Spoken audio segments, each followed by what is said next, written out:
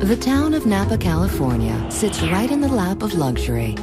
It's a place where the locals enjoy the finer things in life.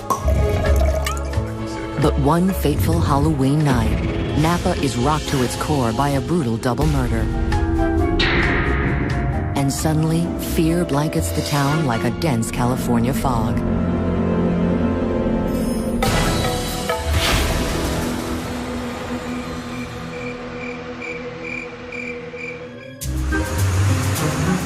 In a tourist town like Napa, California, Marcia Dorgan is proud to call herself a local.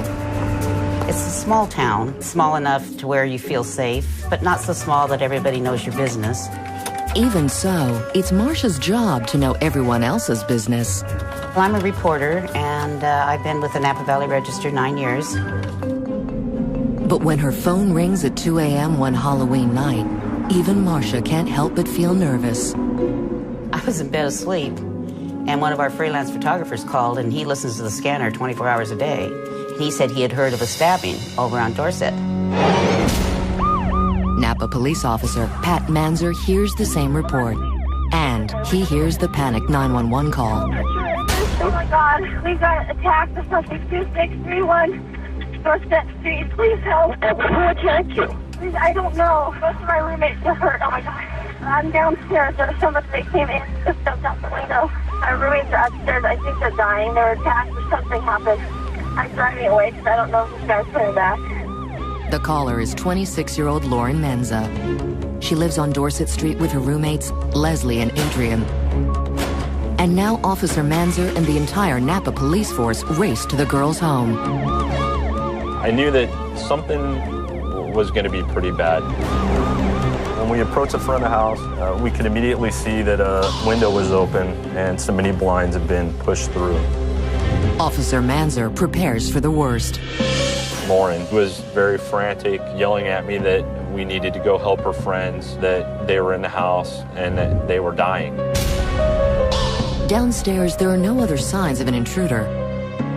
But as he heads upstairs, Officer Manzer sees the first signs that something is horribly wrong.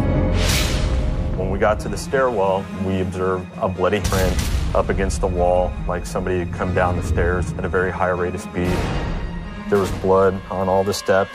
Pretty good indication that what we were going to find at the top of the stairs was going to be pretty gruesome.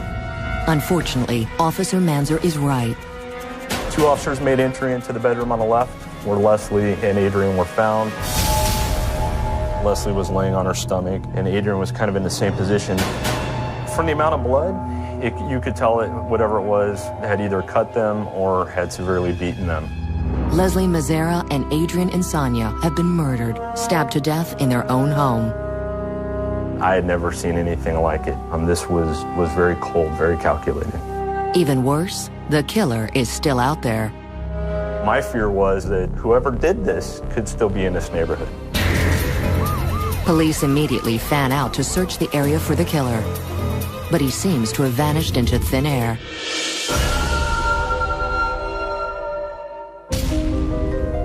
As a new day dawns over Napa, fear coats the valley. Because in a small town, the only thing that travels faster than news is terror. Did you hear about those 2 girls who got murdered? Did it, Halloween night. A little scary, dude. Napa's a small town. The strangest part is just not knowing. Could be anybody. Anybody at all. The locals are horrified. How could this happen to such nice girls?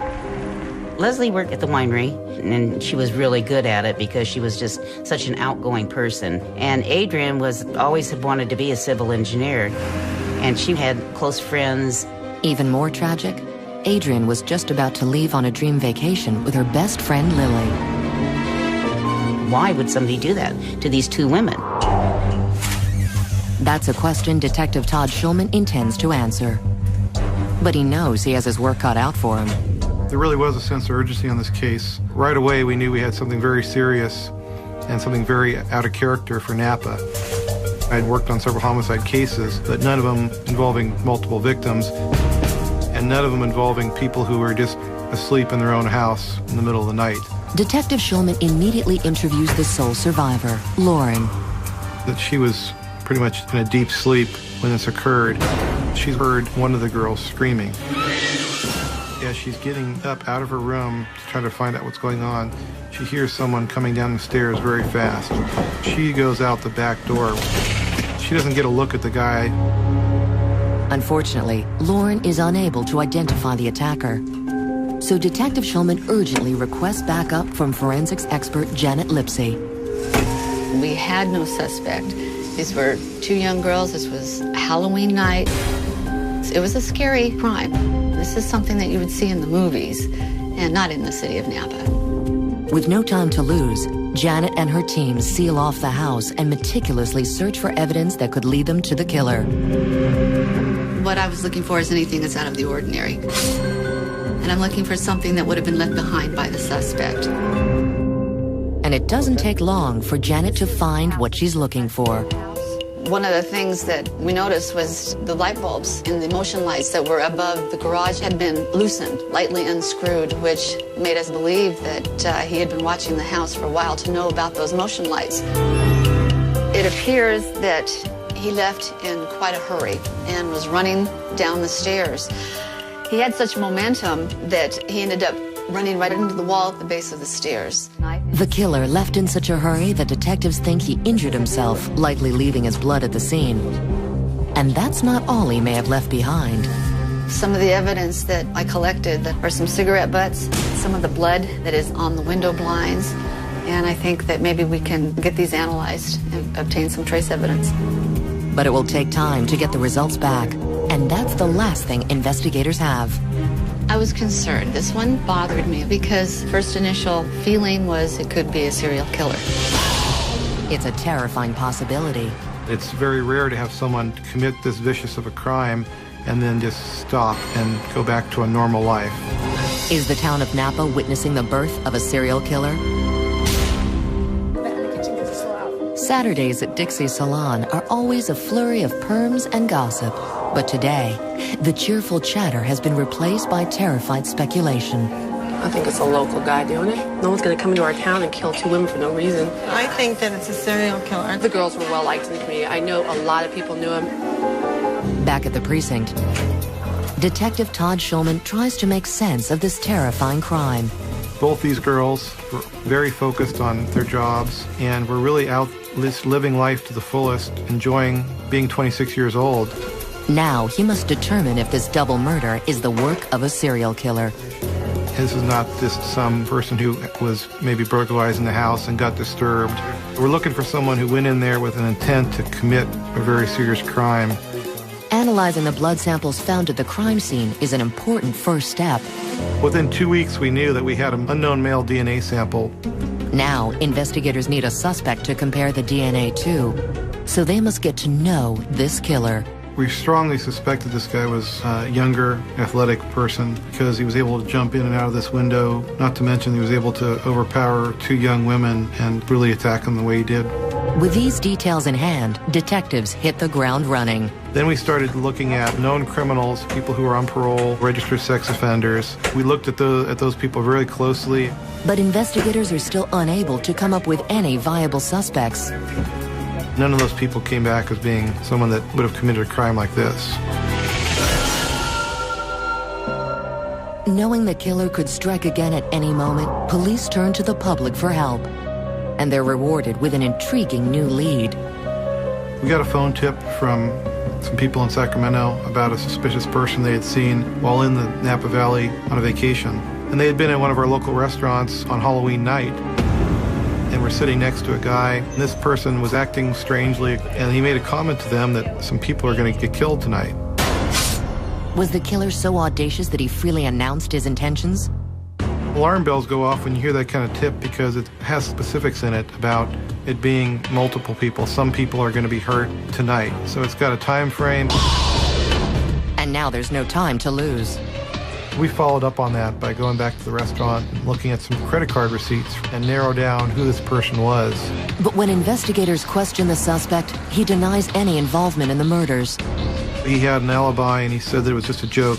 Still, detectives know they have the ultimate lie detector. Immediately we get a DNA sample and drive down to our DNA lab. We were very interested in getting that sample back as quick as we could. But the results aren't what they hoped for. We finally got the result, and it wasn't a match. It's a blow to the investigation. Light bulb is up there. His cell phone. Now, detectives wonder if perhaps they misread the crime scene. Using a knife and the amount of injuries that were sustained makes it look to me like it's a crime of passion. It's a very personal type of crime. Okay, maybe we're not looking for a serial killer. Maybe it's someone who knew one of these girls and had a very personal reason for wanting to attack at least one of them. If the serial killer angle is ruled out, then one of these girls was deliberately targeted. And the evidence points to Leslie Mazzara. The blood evidence tells a story of the sequence of things. Leslie was attacked first, and it was very deliberate how the killer attacked her. And so that leads me to believe that possibly Leslie was the intended victim and that Adrian heard the noise and the killer was distracted and had to go take care of Adrian. If Leslie Mazzara was the intended victim, investigators must now look to her past to find a killer. She was always referred to as the beauty queen. She had lived in Alaska, North Carolina, Michigan. Gosh, you know, she'd lived up a lot of different places, so she knew a lot of people. And Leslie was very popular with the boys, which leads to some local speculation. You never know what kind of relationships people get into. Guy probably freaked out. It was like jealousy, you know, passion and One anger. girl is obviously kind of the beauty queen. Who do you look for? Her boyfriends? He was just some kind of a jealous rage, or Yeah. The locals may be onto something. We started looking more into Leslie's history, her coworkers, friends, ex-boyfriends, trying to find out if there's anybody in her background that might have wanted to hurt her. And it pays off. We actually had a couple phone calls come in about a gentleman up in Alaska who had previously dated Leslie when she lived up there. Within a month before the crimes happened, he had contacted these other people, trying to reconnect with Leslie. And the relationship was more than just a casual romance. He was more invested emotionally in the relationship than Leslie was, and she wasn't ready to settle down. This new information raises suspicions. Knife crimes are very personal, up-close things. Maybe this is a jilted boyfriend who never stopped having feelings for her. Was this brutal murder a revenge killing? After the brutal murder of 2 Napa Valley girls, detectives have decided that this was not the work of a serial killer. This murderer knew one of his victims. It appeared that Leslie was attacked first, and that led us to believe that she might have been the primary target. Detectives now take a close look at one of Leslie's old flames from Alaska. He didn't have any interest in her for 4 or 5 years after they had broken up. Within a month before she's dead, he's frantically trying to reach her. Did this jilted lover suddenly decide it was time to get even? We talked to the authorities up in Alaska to find out who this guy is, if he has any criminal record up there, have them do some surveillance of him. He had a minor criminal record up there, but it was not the kind of violent record that we were looking for. Still, detectives know that a violent record isn't a prerequisite for a crime of passion. Ultimately, myself and another detective hopped on a plane to Anchorage and talked to him. But Leslie's former lover appears devastated by the news. His body language when we got there really showed us that he was very shocked by what he had heard about her being killed. Is he merely putting on an act? We did obtain a DNA sample from this gentleman in Alaska and immediately brought it back here to California to our crime lab. But when the results come back, detectives know this investigation is not over. Got a negative result. It wasn't our guy. It's another frustrating setback. You really are thinking, okay, our leads are diminishing. Is this going to be another one of the cases that's going to wind up being a cold case sitting on a shelf in 10 years? The locals are equally concerned. Why would somebody do that? Makes me want to lock my doors and hide inside. I'll be glad when they find somebody. Meanwhile, back at the precinct, some new forensic evidence comes in. We had sent off a bunch of evidence to the lab right after the crime happened, and they were testing various pieces of evidence. Among that mountain of evidence were several cigarette butts that Janet Lipsky had collected, and 2 of the cigarette butts tested, it came back with the same DNA profile we already had of our suspect. But it's the cigarettes themselves that may provide the biggest break yet. It turned out that this was a very unique brand, a very uncommon brand, and it wasn't one that is smoked by a majority of people. That brand is Camel Turkish Golds. Detectives race to bring this new information to the sole survivor, Lauren. Lauren did tell us that there was one person she knew who smoked. That person is none other than Eric Koppel, the fiancé of Adrian's best friend, Lily. She didn't know that he smoked that brand of cigarette, but she knew that he smoked, and he had been at the house on a couple occasions. But Eric Koppel doesn't seem a likely suspect. Our initial thought had been that Leslie was the intended target, and we haven't found any information that he ever met Leslie. But now, Eric's strange behavior is about to raise detective suspicions. Myself and some other detectives tried on several occasions to contact Mr. Koppel, and actually went to the house and called his work and his home, and he wouldn't return our phone calls. As investigators continue their attempts to question Eric, they have to ask themselves, have they been looking at the wrong victim? We were really opening our mind at that point to other possibilities besides it being a crime targeted at Leslie. Could Adrian have been the intended target? Detectives are about to rethink their entire investigation. Detectives have been focusing their investigation on beauty queen Leslie Mazzara. But now they find themselves wondering, was Leslie's roommate Adrian the killer's intended victim? At this point in the investigation, we were starting to broaden what we were doing, looking more in depth into Adrian's past. And the fiancé of Adrian's best friend is now on detectives' radar. But is Eric Koppel really capable of committing murder? Local reporter Marcia Dorgan has her suspicions.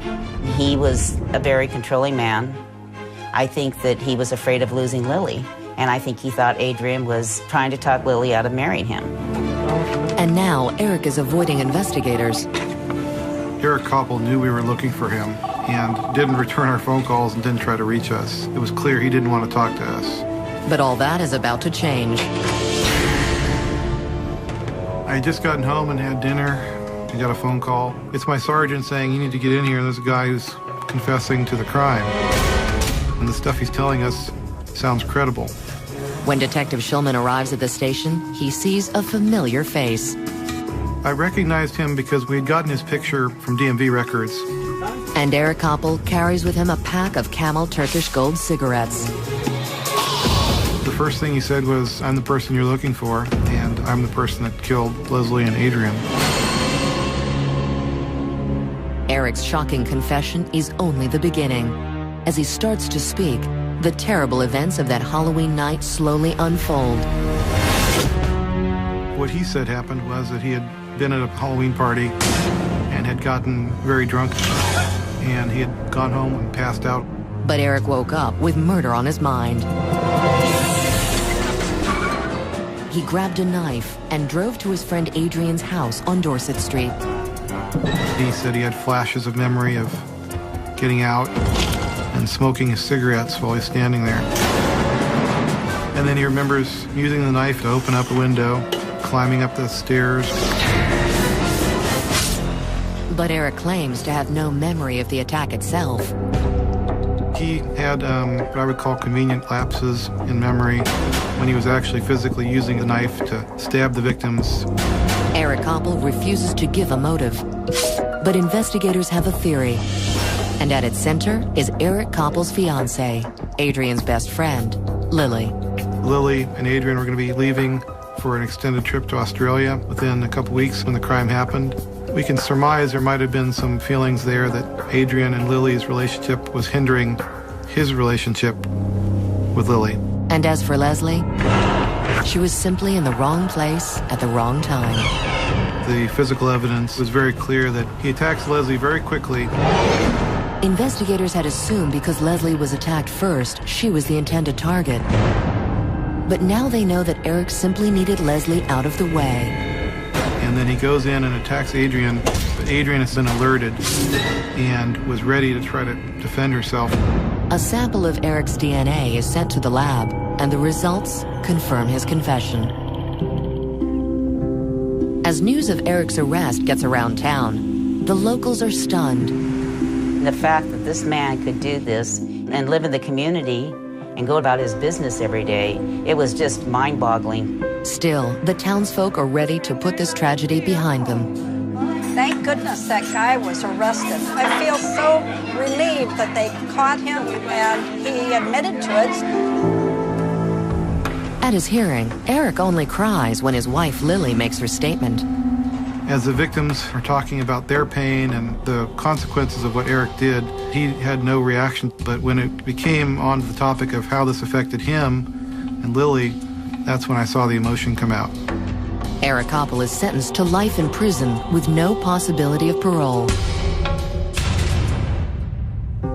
The town of Napa does its best to go about its normal business, but there's a palpable chill in the air.